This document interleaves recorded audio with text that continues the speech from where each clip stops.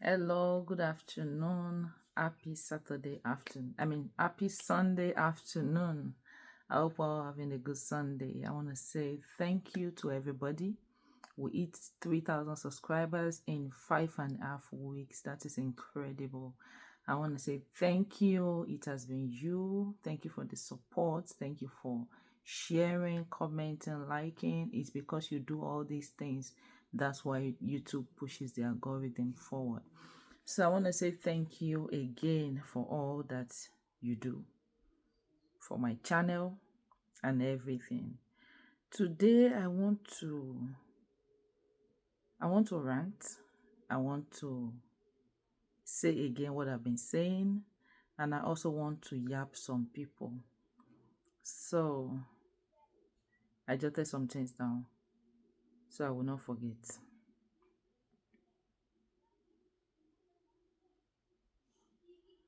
So first of all, I want to talk about people that do not watch my video but just comment. I know it's not just my videos, they do it too. They do it with other people's videos. It doesn't make any sense for you to just see a title or a topic and just comment, or for you to watch the beginning and comment, or for you to even watch it with 50% concentration and not understand what the video is trying to say, and then you just jump to conclusion and comment. In my last video, I was talking about a guy that said we that were going to Nigeria and we believe we have money to do solar, do borehole, do this, do that we are selfish and we don't care about people who do not have money to do these things. And somebody said to the guy, you live in California, you have money to pay your rent. You are also selfish by not caring for the homeless people who do not have money to pay their rent, and for not caring for the people who are drug addicts. We were just saying all those things, and somebody went ahead and said I was comparing California to Nigeria. How does that tally? Please, if you want to comment, always understand the content. Understand the content of the video. Someone also said I was covering up Nigerian government, this and I'm not supporting any government. Yes, I don't hate Tinubu like some people do. I do not hate Tinubu.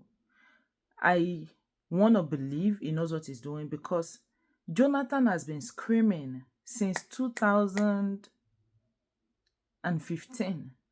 Jonathan has been saying they need to remove subsidy for Nigeria to move forward. Tinubu came and said they need to remove subsidy. We are only seeing things from the outside. Jonathan was a fine man before he became the president of Nigeria. When they put all the load of Nigeria on top of that man, he became old overnight. It's easier to judge something you are not sitting on the seat. It's very easy. I don't hate Tinubu. I wish Nigeria would be better. I wish the government would be better. But let's not forget that the government is not just the president. I've never talked about government of Nigeria. I don't care. I care. I want Nigeria to be good. But no matter what I say, what is it going to affect? So what I've been talking about is people coming on social media to murder Nigeria. That is what my content has been. So people should stop saying I'm covering up the government, or I am faulting people for calling out the government. Okay, let me even ask you, ever since you've been calling out this government on social media, what has changed? What has changed? Nothing has changed. We are just on social media ranting, doing rant challenge, videoing what is happening and what is not happening and exaggerating things. But does it mean Nigeria has become better than before we started ranting? No. So that is the whole essence of my content. Let us know what we put online. I was watching a video yesterday on YouTube. There's this man from Netherlands. He's been in Nigeria for 26 years. He's into fish farming. And he said he will be in Nigeria for another 26 years if God gives him the life, the long life he desires, that he would rather spend the 26 extra years in Nigeria. That is not going anywhere. He loves Nigeria. But he made a statement that if he came to Nigeria in this present time, he might not have stayed because Nigeria has deteriorated. But I love something he said after that. He said the whole world has deteriorated. That back in the days, his father alone could afford to cater for his family, buy a house, do this, do that. He said, but now his father and his brothers, they will combine together and buy one house. That the money is not enough to do anything again. That every part of the world, inflation has eaten up everything. Even in this same America that we're in, we're saying that Naira is weak, the buying power is low. I've been telling people, the only reason we do not know that dollar's buying power has become weak also is because there is no currency we are comparing dollar to. There is no currency we are comparing dollar to. People are dollar, every other currency is being compared to dollar. But there is no currency we want to compare dollar to let us know that dollar has also lost its value. The way we bought cars when we came back then is not the way you can buy cars now. The prices of homes back then are different from now. The prices of grocery is different now. Even $1 store is no more $1. It's no more a dollar store.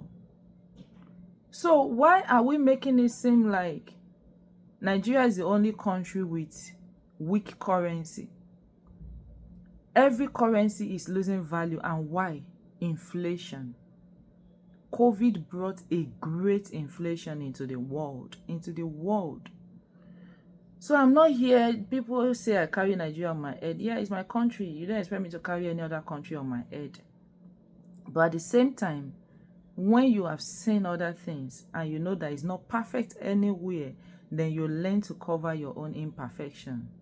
I'm not saying cover up things, but I'm saying social media has nothing to offer us by coming to spread our dirty linen outside. I was watching Steven's video this morning. He visited Madagascar, and this country has 80% of poor people compared to their rich. The inequality is extreme, very extreme. People literally live on $2 a day. And yeah, it's a lot of bad things. It's a lot of bad things that supports that people are genuinely poor. And one guy that is Steven's guide in the video, he puts the blame on the people.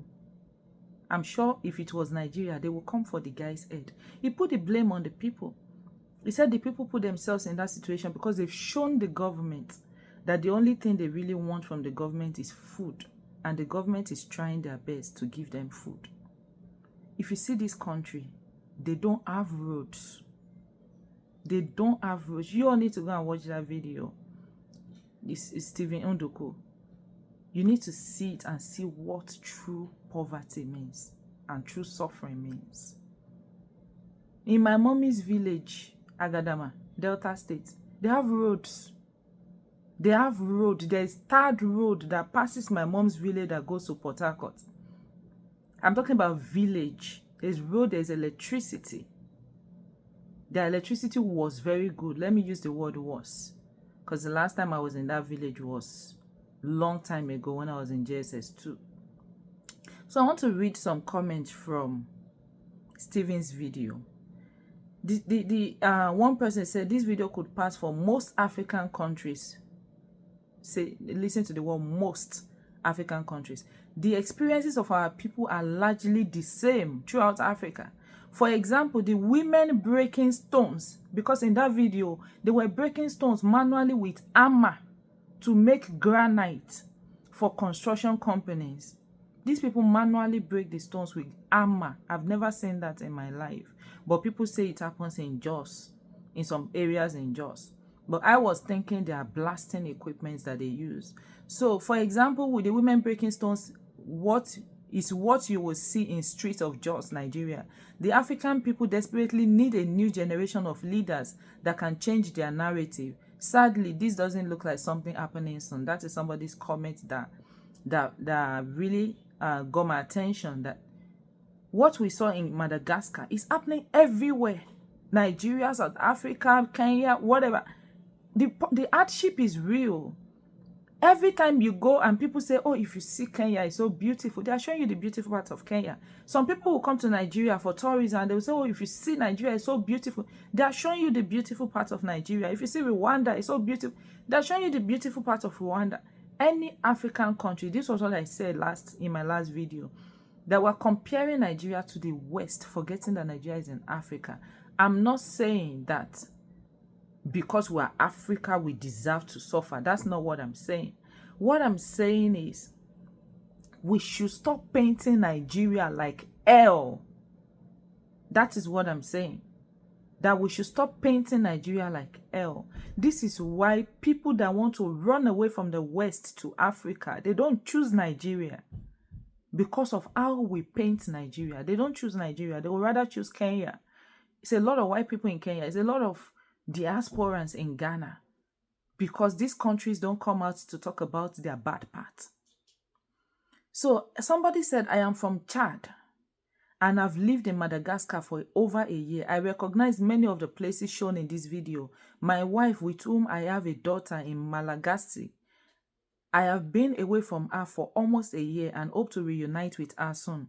The video highlights more important facts, including the widespread abject poverty and the need for development. However, I disapprove of my Nigerian brother Stephen Unduku's approach in this video. The language and attitude come across as those of an arrogant Westerner visiting an African country. As Africans, we should avoid using the terms poorest or airing our dirty laundry for the world to see. Every country has its own underwear, things that are not meant to be shown to the outside world. I currently live in America, which is the person, and believe me, there is poverty here too. Yet America and Europe rarely showcase the undesirable sides of their nations to us. I enjoy your channel and your videos, but I must respectfully say that you should know better. Videos like this can be used against us Africans, and may discourage tourists from visiting the beautiful, enigmatic island of Madagascar. So let me quickly say something before I continue with this person's comment. If you observe what this person said, it's the same thing I've been saying, the same thing I've been preaching, that we should not be airing our dirty linen outside. This can stop tourists from coming to our country. This guy is saying that as poor as Madagascar is, it has the most beautiful island in Africa. Tourists can come and visit the island. But with this kind of videos out there, it will discourage people from coming. When people come, they have two options, whether to go back or to stay. Staying, they are not coming to depend on your economy. They are coming to add to your economy. So when we put this kind of bad videos outside, we are affecting the economy negatively by preventing people from coming. Tourism is a great thing that affects economy positively. So we need to understand that negating our own country's narrative is detrimental to the country's economy. So the guy went ahead to say, let people visit and form their own opinions rather than being influenced by a condescending non-African tone. We Africans do not define poverty solely by infrastructure or material possessions. I personally love Madagascar. Though I'm saddened by the fact that many locals believe they are not African and that they are somehow superior to other Africans. That is another point I'm going to touch in this video. So this guy talked about Americans and Europe, they have poverty in their country. If I did not see it with my eyes, where people's load are being thrown out I will never believe there was homelessness in America. I will never believe there are people that cannot afford to pay their own rent in God's own country. If I did not see with my own eyes, I would not believe there are people that cannot afford to feed themselves in America. The mall I used to work when I just came to Georgia, there was a CSL plasma beside it. It's a blood place. People go there and sell their blood. One pint, $50. Just so they can buy burger, weed, smoke, whatever. $50 to sell your own blood and feed. Once they finish selling their blood, that blood, there's a Burger King adjacent to the place. That's the first place they go to get food in the almighty America. Will America show you these things? No. There are a lot of people in Europe that are suffering. Will they show you these things? No. Somebody will come now again in my comment section and start arguing that Europe has rules. That is not what defines poverty. I'm glad there's somebody here now from Chad that lives in America that is sharing the same ideas. The same thing I say every time is what this guy is saying. That we don't have to be the ones pushing out those negative narratives. Yes, the problems are there, obviously. We can tackle the problems by facing our government, not facing our cameras. Let's understand what we really need. It's not social media that will help us. So now this guy went ahead and said, I appreciate your work. And now he's talking about some African countries feeling superior than the other. How are you superior? How? You're suffering, we are suffering. You have road, we have road. You have university, we have university. It's not like a country has to go to another country to school because their own country lack education. It breaks my heart when South Africans say they are not Africans. I read that comment under a video that somebody said it's an insult for Africans to call South Africans Africans. Like, seriously? Is that what your white men in your country have told you? So if you're not Africans, what are you? Now, Madagascar, they refuse to be called Africans. They don't want to be called Africans. So that's what this guy is saying, that some African countries feel superior than the other. It happens. Even we Nigerians, we feel superior to Benin. We feel superior to Cameroon. It's making no sense. All these things are causing division. And if we're not uniting, there's no way we can escape from all these slave masters. Yeah, we've all gotten independence. But at the same time, we are still mentally enslaved. We are still mentally enslaved. There is modern day slavery going on in a subtle way that nobody is paying attention to. If we don't see Gucci on a product, to us, the person is not rich enough. Because you don't want to carry a bar-made bag. There are some locally made shoes in Nigeria that are way better than Steve Madden. We just need to free our mindset from slavery. We are still enslaved. We are still very enslaved. So, and that slave mentality is what is bringing disunity to Africa. And until we break that thing, we can never be united, and the West will keep trampling over us. So another thing, he says, I appreciate your work and mean no disrespect. I just wanted to share my disagreement and perspective. By the way, Madagascar has some of the most beautiful women in the world. So that is that guy's perspective. And I love what he said so much about nobody. There's no country that is not poor. They have their poor side, they have their rich side. And they always hide their poor side. And that brings me back to this man that does the fish farming. He says something about Nigeria. He said sometimes when he see the kind of job some people do, he wonders how they survive. But at the same time, he never stops being surprised and being disappointed in his own mentality about Nigeria, because he has come to realize that the economy below is bigger than the economy at the top in America. In Nigeria. What does it mean by that? There was a pastor, I think maybe Pastor Shola or Pastor Ola or something. He said something like 2 weeks ago. The internet blew because of what he said. He said people are screaming there is unemployment in Nigeria. That it is a big lie. That people that are informally employed, that is not in the system, that is not officially categorized as employment, they are way more than the people that are going through unemployment. What does this mean? People like bricklayers, people like carpenters, people will say they're unemployed, right? You want to say you are categorizing. Okay, let's assume 100,000 people graduate from universities every year, and maybe 10,000 are employed out of 100, officially employed to ministries, to banks, to this. Remaining 90,000, right? I want to promise you that out of that 90,000, 70,000 are doing something. That are the things that are not officially recorded as employment. Things like small business, working in a place that we in America could have called 1099. But there is no 1099 in Nigeria. It's either you're employed or you're not employed.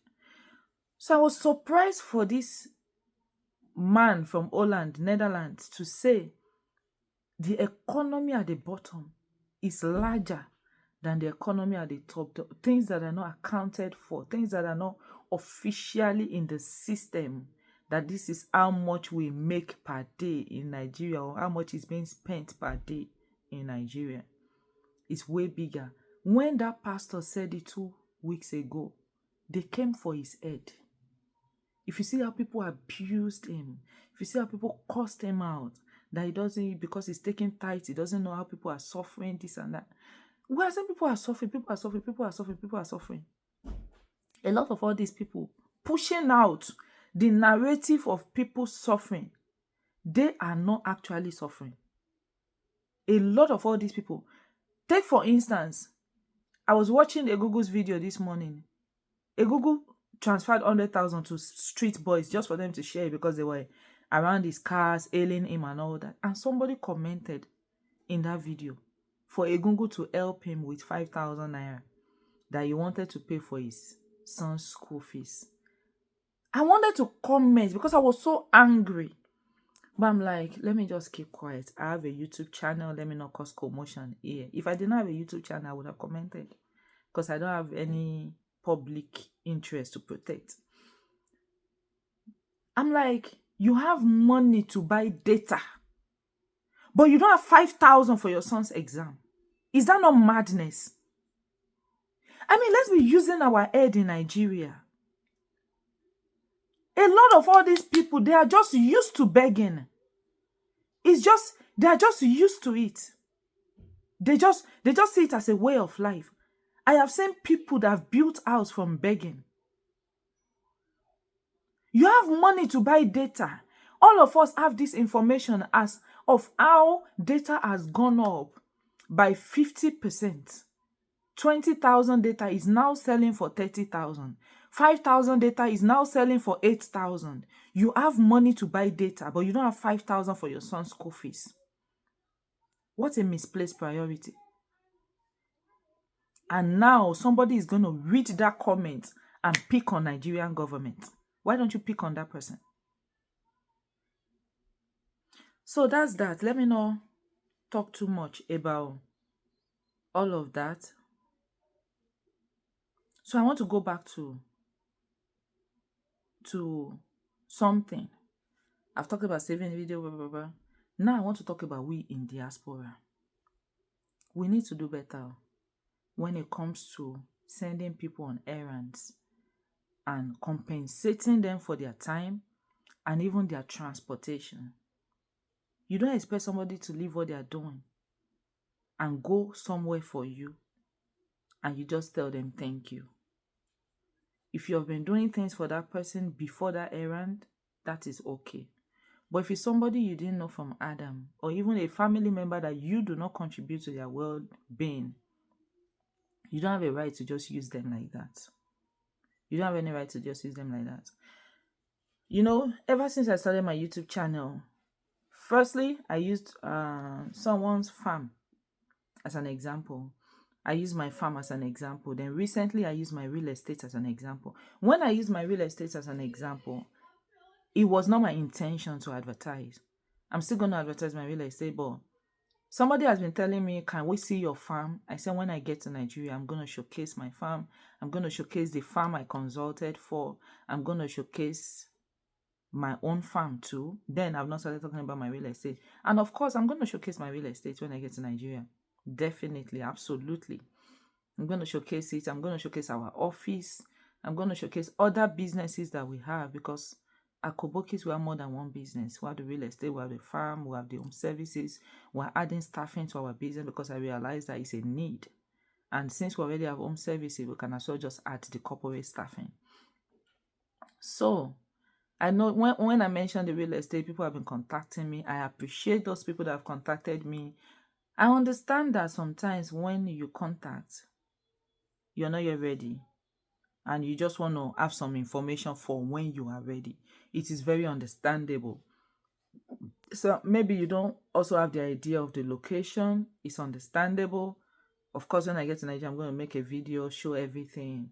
And that is when I actually intend to bring it formally, like officially, and even our home services officially. I'm going to showcase my fish farm for those people that have been asking me.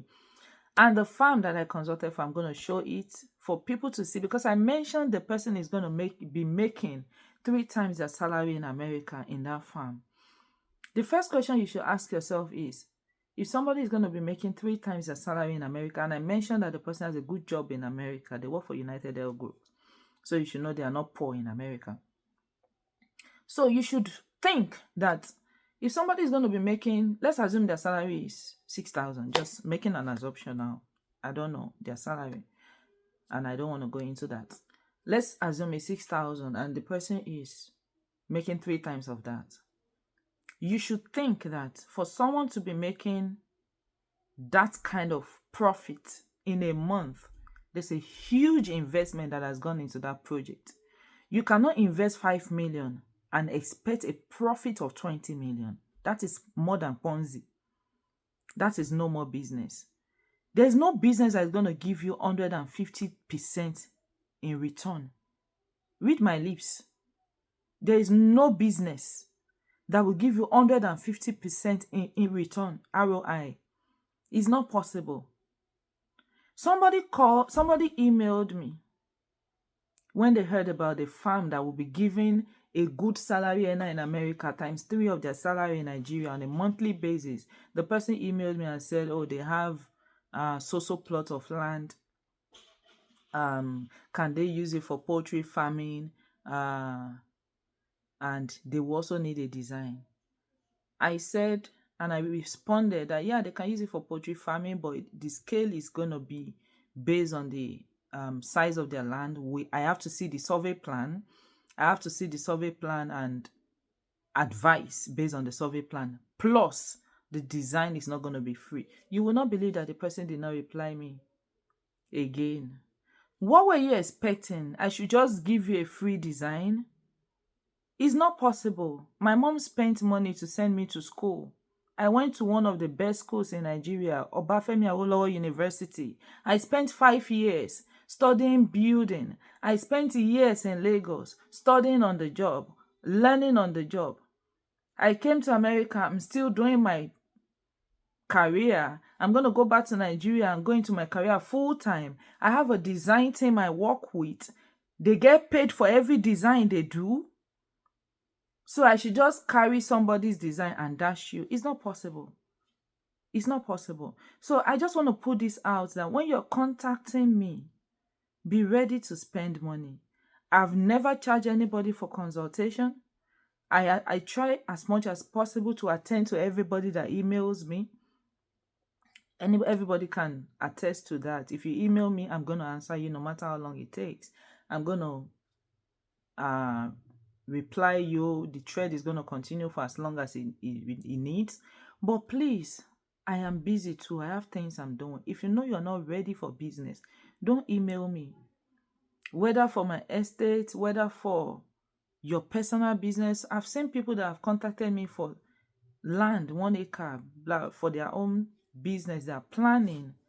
I have people I work with in Nigeria. I have a realtor. I built a business relationship with that realtor. I know how much business me and the realtor have done together. So if I call them today that I need so acre of land, they'll do it without thinking about it. But it will be so disappointing after I have made someone search so hard for something you requested for, and it's time for you to proceed, and you are pulling back. I'm on my own sitting jeje before you contacted me. Bring money for transportation for the person or for the person's stress. Even when you now realize that, okay, I think I'm not ready, and I suggest, can you please give the person 20K for their stress? 20K is not too much to give someone that you have stressed. It's not too much. 10K is not too much to give someone you have stressed. I'm not asking for this money for myself, but at the same time, you don't expect me to help you pay someone I stressed because of you. No, I'm not charging you for consultation. I'm spending my time to speak to you, to attend to your needs, to speak to someone else that can also help you bring your dream to reality. And then all of a sudden, you change your mind for your own known reasons. You should be able to tell the person, oh, take this 20K, thank you. And also, if you want to buy any land through me, every land that I have bought, I don't joke. I check them from the ministry because I don't want stories in the future that, oh, it wasn't sold by the original seller, it's not in the system, it's government acquisition. I don't want all those stories because I work hard for my money and I will not like to waste it on a property that is not genuine. So if you know you want to buy property with me, apart from paying somebody to go and check physically for you, do video, do this, you have to pay to check from the ministry, because I'm not going to be a party to buying a land that is not genuine. I'm not going to be a party to that. What I do for myself, I will do for someone else. I don't buy land without checking. Even if they say it has C/O, I want to go and check that C/O number. Is it in the system? If it is registered survey, I want to go and check the registered survey number. Is it in the system? If it is a family land, I want to see all the members of the family in a meeting, in one meeting, speaking one voice. That yes, we know we are selling the land. It's not only one person out of 20 people in a family that is selling the land to avoid future problems. So these are all the expenses that comes with buying a land. There's no land that I have now that I'm not confident. Nobody is going to come up in the future and say, oh, you're not supposed to put this thing here. No. All our lands, they are secured. They have their receipts. They have their registered survey. They have everything. We check them. So, I mean, let's not be too stingy. Let's not be penny wise, pounds foolish. You want to buy something of millions, but you don't want to spend 10,000, 20,000, 30,000 to do your due diligence, to compensate the person that is helping you. So how then do we become, does the move become successful? How does it become successful? If the person that is helping you do all those moves are not being treated right, and even if you're skipping steps in your moves, let's just do better, please. I'm here for you all. I'm a builder. I'm a public service person, definitely. I'm gonna be doing this for the rest of my career. No going back. And I know people are gonna be contacting me. I just want to put this out. Please be ready. Land is always available. Make sure you're ready. Make sure you're ready. I understand you might want to have an idea of the price, but bro, the price does not stay in one place.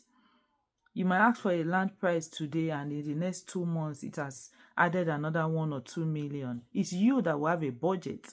Once you have your budget, we'll look for land based on your budget. And don't come and price down and say you will go and save the money later. Whenever your money is ready, there's always a land available. Always. If you call today that I have a 10 million I want to spend to buy a land, the land of 10 million will show face today. Like, if I call my realtor now, they will send me more than 4 options. So it's not like something you will now start looking for. Say, okay, and you guys should be looking for it. By the time you find it, the money would have been available. There's always land to buy. So I'm just letting us know, let's not waste each other's time. I'm willing to help. Whatever I buy for, there's no scam anywhere. There's no scam anywhere. I'm becoming public. My name can always be called out. But please, let's not waste my time, especially. If yours is not important to you, mine is extremely important to me. Every 1 second of my life matters to me. And that's why I don't waste it. I use my time like nicely, because I understand that every second we live makes up our life. I don't want to waste my life. I hope you have enjoyed my video. Comment, like, share, and I want to appreciate you again. Let's keep pushing this channel, and I'll see you on my next one. Thank you. I appreciate you. Bye.